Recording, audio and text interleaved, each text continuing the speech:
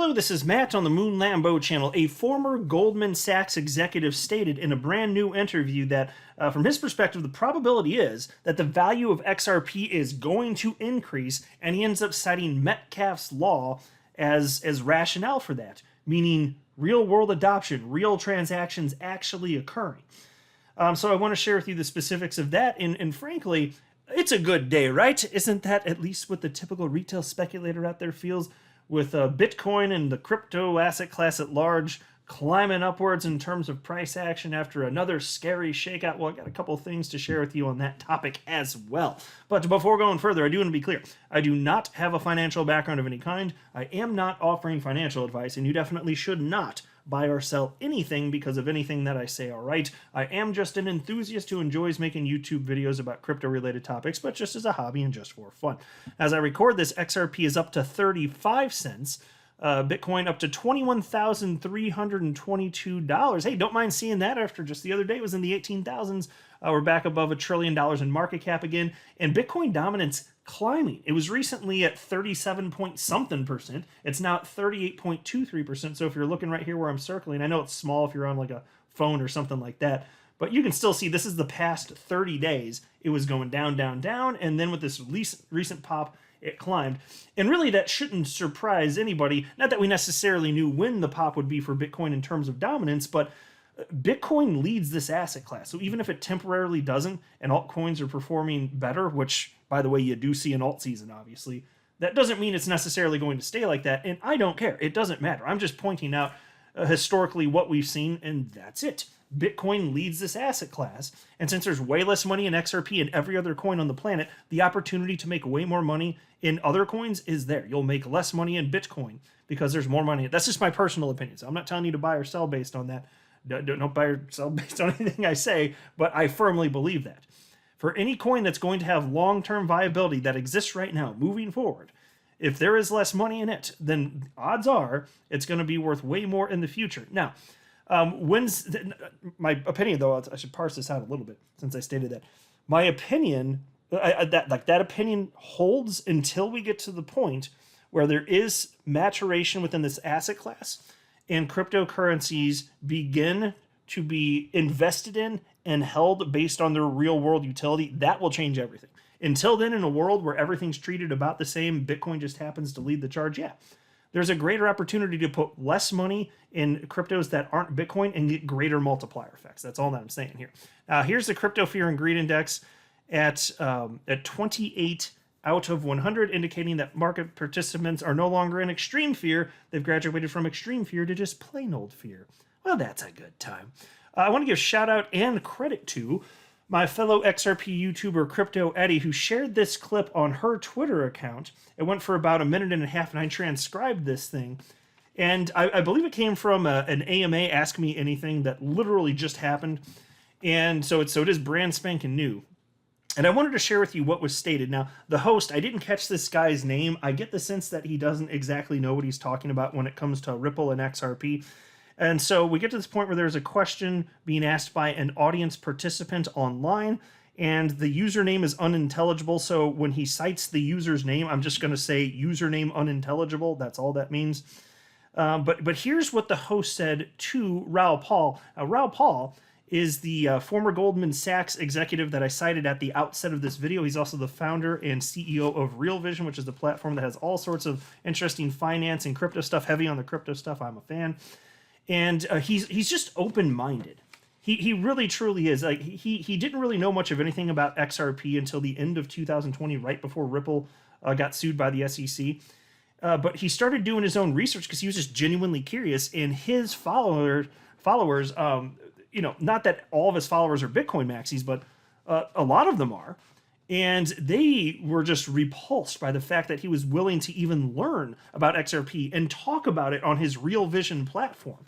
And his response is, "I'll not be told what to do." And I'm paraphrasing, but that's effectively the message that he said. And then he continued to do his own research, and then he ended up actually purchasing XRP. And when it was around $1, he said that he was expecting at some point, once the lawsuit settled, a tenfold increase from that level. So I'm not saying it's his favorite crypto, but he likes it. He's pro XRP, and that's good enough for me. His favorite crypto, from what he said publicly, seems to be Ethereum, actually. It's not even Bitcoin. And that's fine. I don't care what people have as their favorite crypto. We can all still be friends. I'm not tribal like that. As long as people are being civil adults, like, I'm not going to be offended because somebody has an idea, an opinion that's different than my own. That's childish tribal BS. But the host said the following. This one comes from us from username unintelligible, and the question is, what about XRP? Obviously, they're talking about Ripple. Any thoughts there, Raul? So right there, I was already rolling my eyes, and you probably are too.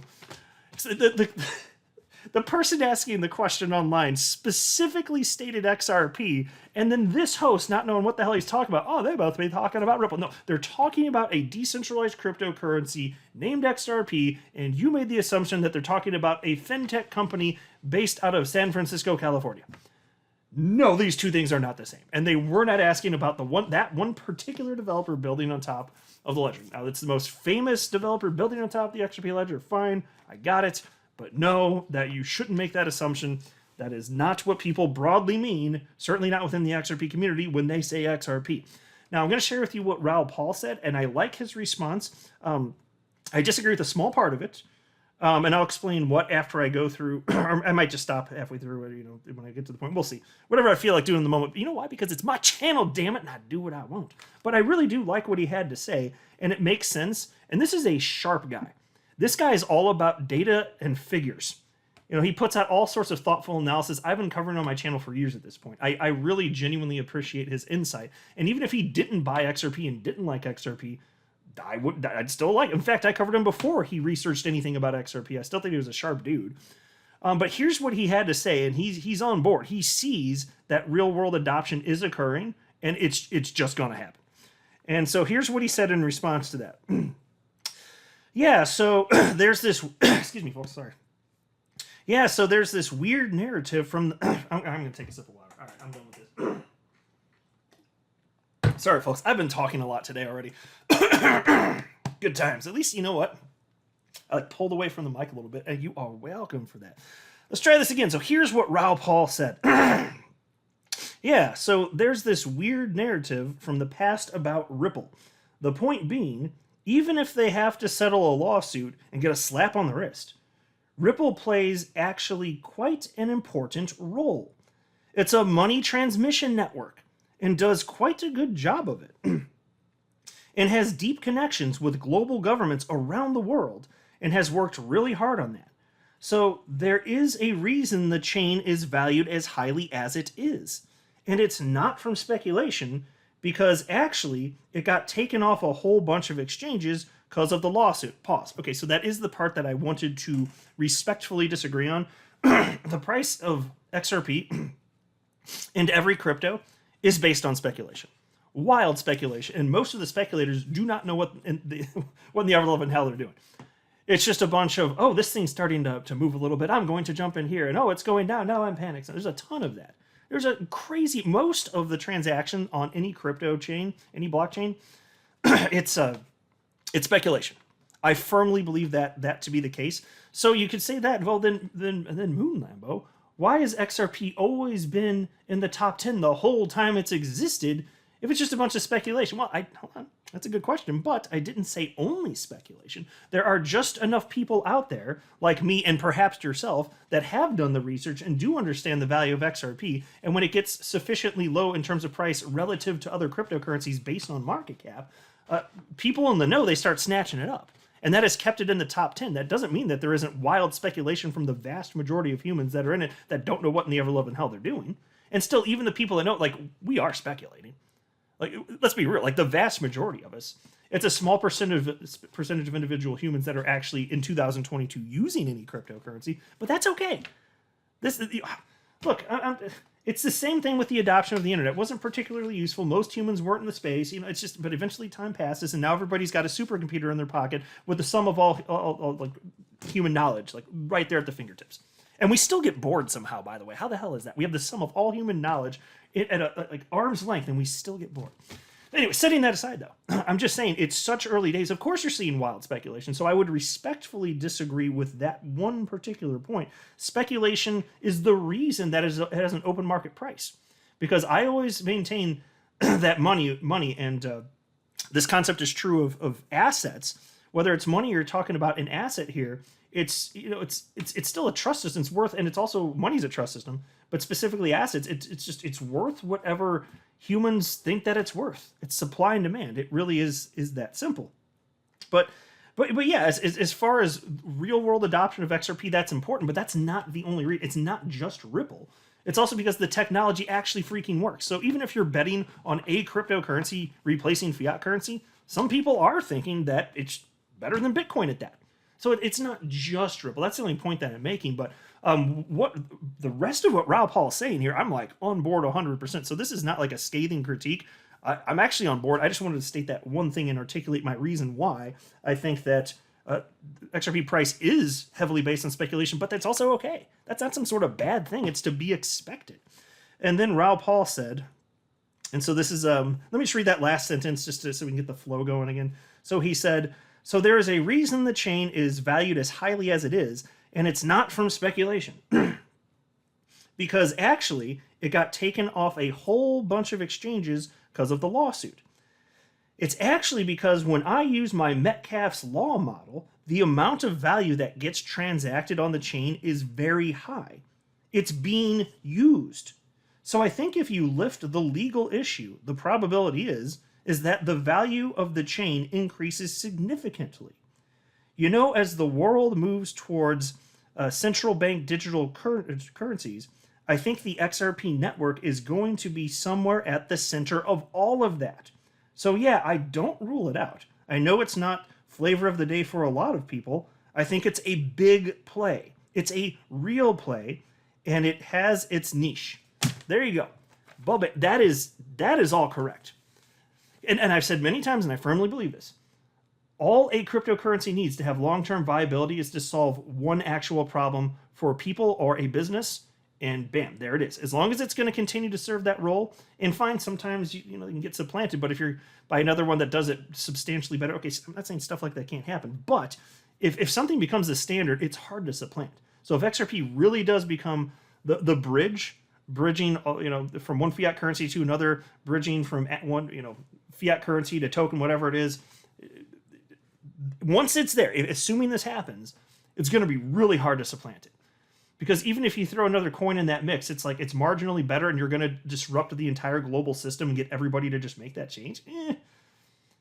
I don't know, because here's the thing. You can code a new cryptocurrency, and even if it's better than XRP in terms of those metrics and it's faster, like you can't program liquidity into it. You can't program real-world adoption into it. XRP's been at this for a decade. You can't program that into any of this. And so when Raoul Pal is talking about Metcalfes Law, forget the technical definition of it because that doesn't really do any good. Just understand that basically when he's talking about Metcalfes Law, we're talking about an exponential increase in adoption. And it could be anything. You could be talking about the number of people that have a fax machine. If there's one person that has a fax machine, it's not useful. But now if there are two people that have a fax machine, then it's suddenly a little bit more useful because you can communicate to at least one other person. You can't communicate to the rest of the world, but what if there's a third person? Now there's three people, you can all talk to one another. And then what if there's a fourth person? You can understand that the more people have a fax machine, the more useful that network gets. And then the more people will want to join as a result. It's the same if you're talking about, pick your platform. You can pick a social media platform. There's a reason, like, you can start your own social platform today. Nobody's stopping you. You can do it. Hey, free markets, man. Good luck, though, getting a network effect. Good luck doing that. You can try to do it, but see, that's what I'm saying. Standards actually matter.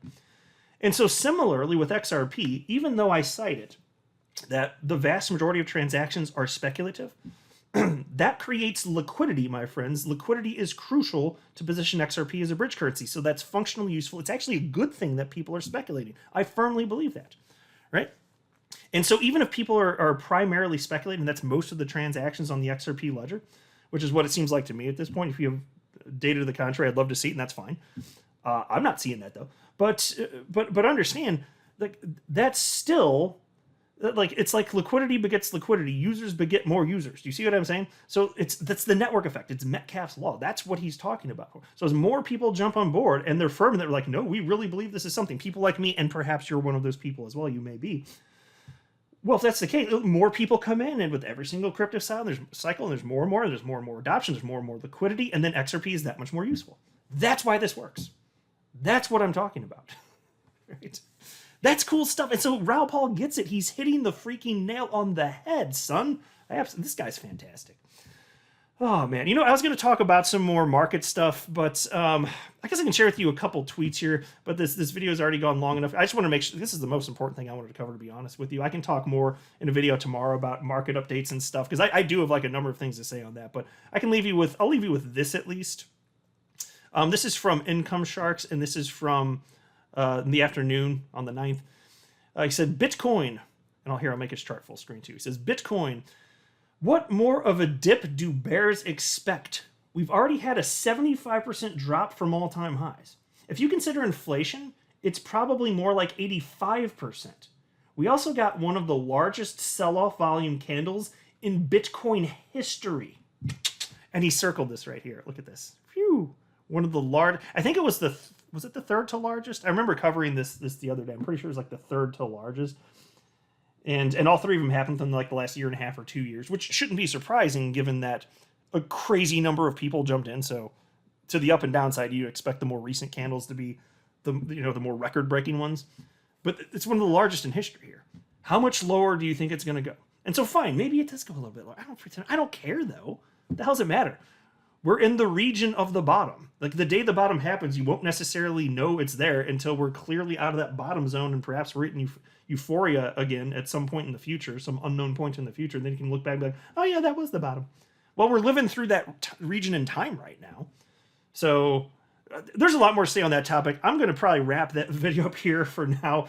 I'll have plenty more to talk about that. I was really excited to cover what Raoul Paul had to say and share some personal thoughts on that as well. But like the future is so bright. We are so blessed to be in crypto at this particular juncture in time. We are so freaking early, and there's so much life-changing opportunity for those of us who are paying attention. So kudos to you for being here and active in the world of crypto. And also thank you for watching my channel. I very much do very genuinely appreciate all the support. I know there's a lot of content out there, and the fact that you take the time to listen to my little Moon Lambo channel with a silly-ass name, it really brightens my heart. So thank you very much. I'm not a financial advisor. You should not buy or sell anything because of anything that I say or write. That would be a very, very, very bad idea. Until next time, to the Moon Lambo.